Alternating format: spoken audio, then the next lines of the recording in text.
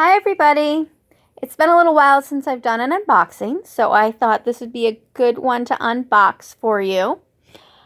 I am so glad that this came in an actual box inside of the envelope, because this envelope was crammed into my P.O. box, and knowing what was inside, I was a little nervous.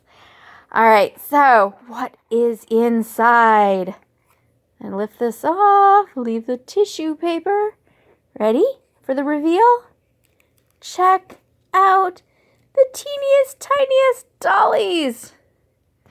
Aren't these adorable? Now here's the thing.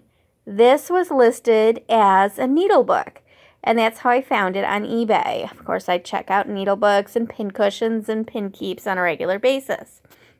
I've also been paying attention to doll pieces. This never showed up under the dolls or the miniature bisque dolls or anything. It showed up under needle books, but it's not actually a needle book. If you see this smudge here, this is one of our giveaways. This was a pen wipe instead of a needle book. And if you look here, you're going to see that there's at least 3 layers going on underneath of wool. There's the black, a bright orange, a brown, and there's actually a blue, but I can't quite tell what that fiber is under there, if that's a thread or another piece of wool that was here. So those are layered together, done with either a pinking die or a pinking machine. And I actually think that these are 3 different pinks. If you see the black, it's got much more of a wave or scallop to it.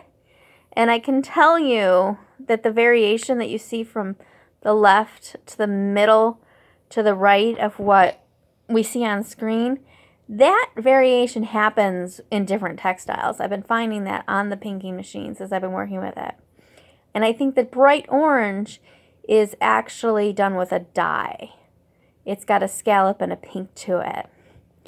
And then on top, there's 4 of these sections like this, which is a circle pinked along the edge and then folded in on itself. So there's the 2 brown and 2 different oranges. This one's almost a red. Now, some of the other pen wipes that I'm seeing like this has these folded in just half, and then they overlap in quarters.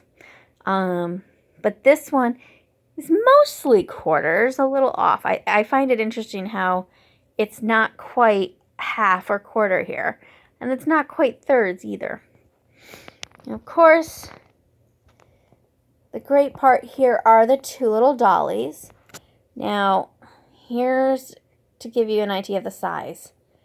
They have heads that are smaller than my fingernail. And height-wise, we're talking about barely an inch. I'll have to get the tape measure out to give you a good idea. My little blue one here on the left has a little blue dress that I think is made out of a ribbon.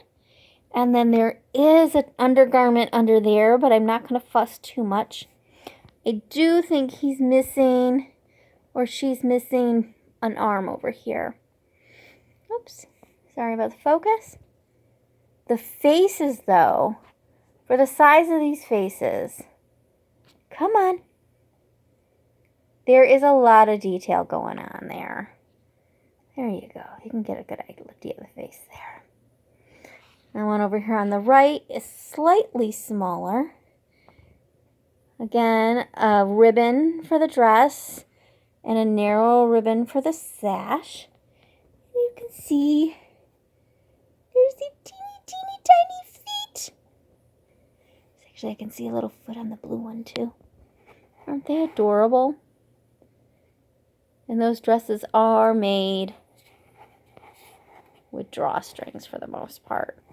It's like it's got to be a drawstring around the waist and a drawstring around the neck. And I can tell you that those arms are really kind of fused or attached to the sides of the body, at least through like where our rib cage or our waist would be. And so you got to fake the sleeves. And I really think they've done a good job here, at least on the white one.